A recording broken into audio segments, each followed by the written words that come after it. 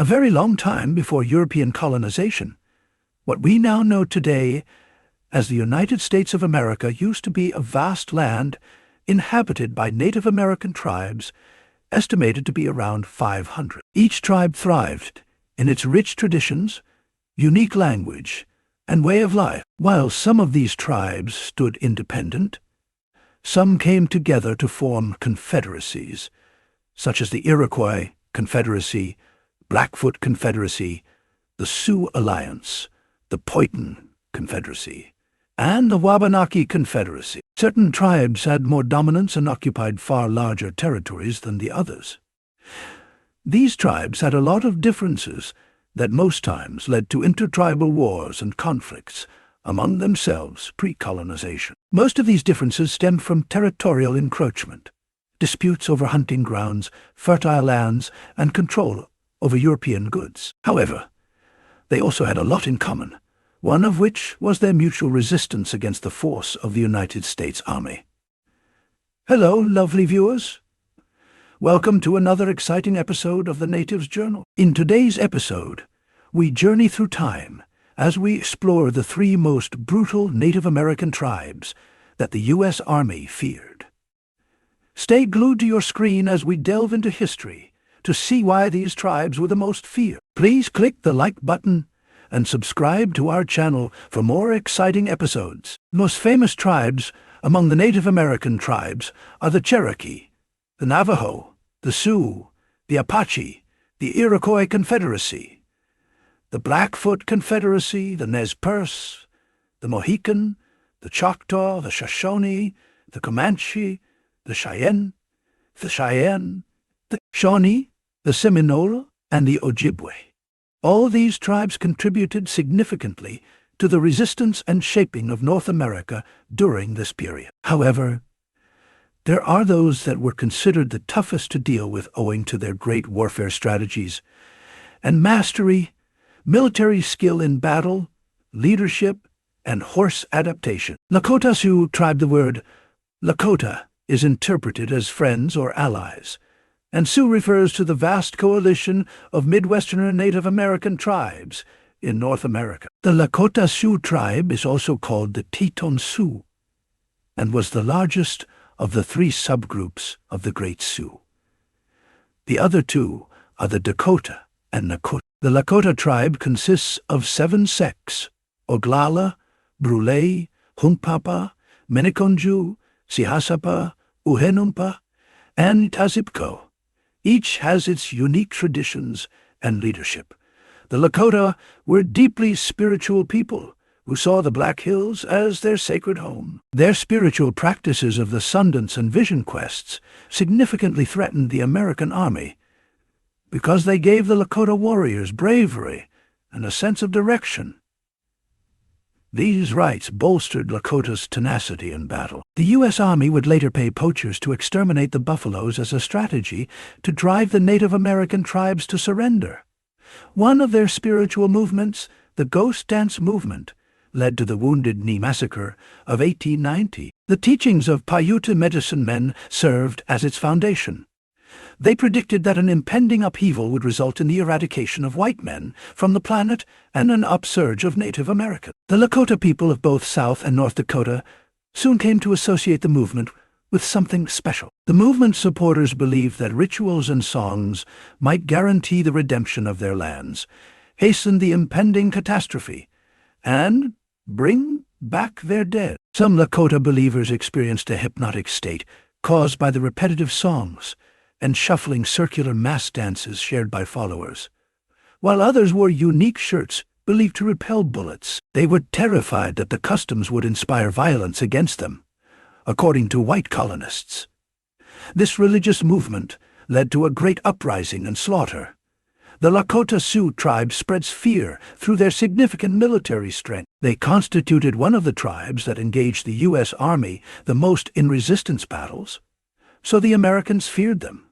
The U.S. Army's challenges in dealing with Lakota tactics impacted military strategy on the frontier. Lakota people's proficient use of mounted assaults and guerrilla warfare challenged traditional military doctrines. They were fierce warriors who won the Battle of Little Bighorn and the Great Sioux War of 1876 against General Custer and the U.S. Army.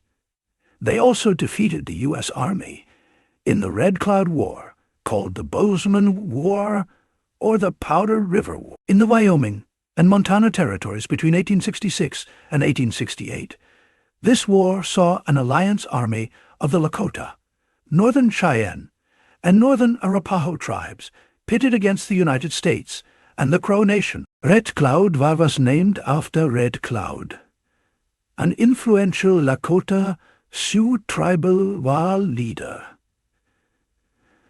The U.S. Army suffered its worst ever loss to Plains Indians in this battle.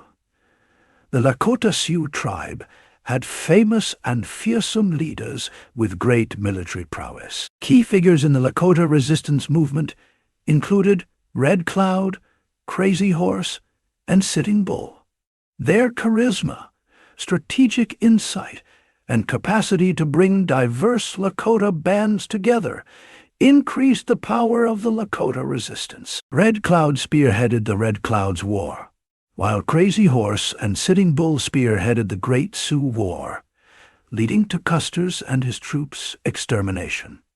The Lakota Sioux personified Native Americans' resistance to westward migration. Their lasting legacy results from their ability to fiercely defend their way of life, while simultaneously adapting to changing circumstances. The U.S. Army feared the Lakota Sioux because of their military strength, flexibility, and will to withstand outside influences. The Lakota people's legendary status as fierce warriors and representations of the tenacity of Native Americans live on in the more extensive chronicle of indigenous peoples' interactions with European settlers and the United States government. The second most feared Native American tribe by the U.S. Army is the Apache tribe. The Apache tribe Apache are Native Americans from North America who played a significant role in Southwest history in the latter half of the 1800s. Their name most likely comes from a Spanish translation of the Zuni word for enemy, Apache. Before Spanish colonization, the Apache domain covered now eastern, central, and southeast Arizona, southeast Colorado, eastern and southwestern New Mexico, western Texas, and northern Chihuahua and Sonora, states in Mexico. The Apache people lived in the harsh and arid regions that are now parts of Mexico, Arizona, New Mexico, and Texas. Their ability to adapt to the harsh desert environment demonstrated their resilience. They traveled over the vast swaths of the Southwest on foot. Their ability to navigate rugged terrain and their profound knowledge of the area allowed them to move around more easily. In the American Southwest, the Apache tribe was one of the most feared Native American nations. Even now, they remain one of the most well-known and widely publicized tribes. The Apache people had a well-established reputation as fearsome fighters who could commit severe acts of violence and torture, both domestically and abroad. Long before officials from the U.S. government and military attempted to bring civilization to the American Southwest, the Apache had an entrenched conflict with Mexico close to home, marked by rising hostilities and resentment on both sides. The Apaches were New World Vikings who raided, pillaged, and plundered. They were especially dreaded during battle and well known for their horrific captivity abuse. They greatly appreciated anyone with the ability to conjure up agonizing scenarios. They were also known for their savagery act of skinning and roasting their white captives alive. In the past, the Apache had raided rival tribes and occasionally one another in search of food, livestock, or hostages. The Aboriginal people conducted raids in small groups with specific objectives, viewing them as distinct from warfare. They seldom banded together to amass armies comprising hundreds of soldiers. The earliest Spanish settlements in the Southwest were when the Apache and other Native Americans first engaged in conflicts. Years later, the U.S. government sparked additional hostilities when they started moving other Indian tribes onto Apache territory, starting in roughly 1830. During that period, the customary raids and relationships between the tribes intensified and increased. Frequently, they gained a strong reputation for their 19th century resistance to the American army. They were a formidable opponent because of their fierce determination, mastery of guerrilla warfare tactics, and ability to adapt to the harsh environment. They could take advantage of the terrain because they deeply understood it. They were skilled at using natural features for ambushes and surprise attacks, which is how they waged guerrilla warfare. The U.S. Army feared the Apache tribe because they had notable leaders. Among them were Cochise, Mangus Coloradas, Geronimo, and Victorio, all of whom constituted great terror for the American army. The chief of the Shokunin band of the Chiricahua Apache, Cochise, was instrumental in protecting Apache territory. His leadership during battles and strategic acumen had a long-lasting effect on the tribe's history. One of those instances of terror was during the Mexican-American War, when American troops mistakenly believed that Cochise and his tribe had abducted a young boy during a raid, which led to the start of the first Apache Wars conflicts. The commander did not believe Cochise when he honestly claimed that they had not abducted the boy and that they would find him for the Americans. As a result, Cochise and his group were held captive until the boy was free. Following Cochise's quick escape, his Apache band and their supporters encircled the American forces and demanded the release of the remaining members of Cochise's party, leading to a standoff. The Apache withdrew, thinking they were being flanked, following the standoff that resulted in the capture of 3 more braves, as well as numerous American soldiers and mail carriers. The Apache killed the soldiers and postal workers they had captured as payback for the troops' refusal to release their people. The women and children were released, but the 6 men who had been taken prisoner were killed by the army. Cochise rallied the Apache tribes and declared battle on the United States, which sparked the Apache Wars. Geronimo was also a symbol of Apache resistance. The Apache's formidable reputation was primarily attributed to his leadership qualities and propensity to avoid capture for extended periods. The American army feared the Apache because of their great military tactics. They were masters at hit-and-run strategy, carrying out unexpected assaults on both military installations and residential areas. They were formidable opponents because of how well they could strike quickly and disappear into the wide open space. Apache warriors were able to launch quick and devastating raids on American and Mexican settlements while mounted on horses. They became elusive targets very quickly due to their excellent distance travel. Apache clans did not usually congregate in large groups. They only did this to get ready to launch massive formation attacks against the U.S. Army. Because they feared the Apaches would gather enough support to form a war party, the U.S. Army detested them so much that they would fight virtually any size group they came across. It took them over 20 years of focused effort to put the Apaches at bay. The Apache people's legacy serves as a living example of the resilience of Native Americans in the face of enormous adversity. The third, and also the toughest and most warlike of Native American tribes that the U.S. Army feared, was the great Comanche tribe. The Comanche tribe, originating in the southern plains of North America, the Comanche were a formidable Native American tribe known for their extraordinary horsemanship, strategic insight, and combat prowess. In the 1800s, the U.S. Army encountered many difficulties battling the Comanche. The Comanche Indian tribe were equestrian nomads in the 18th and 19th century. The Ute word from which the name Comanche originates means, anyone who wants to fight me all the time. You can smell aggressive violence from the meaning of their name. One of the first tribes to purchase horses from the Spanish was the Comanche, and they were among the few to engage in horse breeding. They were the only Indians to fight battles while mounted, an ability not shared by other tribes. The Texas frontier people were terrified of the word Comanche. The Comanche were feared even by the different tribes and the U.S. Army because of their notorious raids. They lived lives filled with fighting. In the Comanche people's lives, warfare was significant. Among the many reasons the Comanche went to war was to obtain goods and horses that they had stolen, as well as people they had abducted and imprisoned. Everyone was afraid of the Comanche moon for a reason.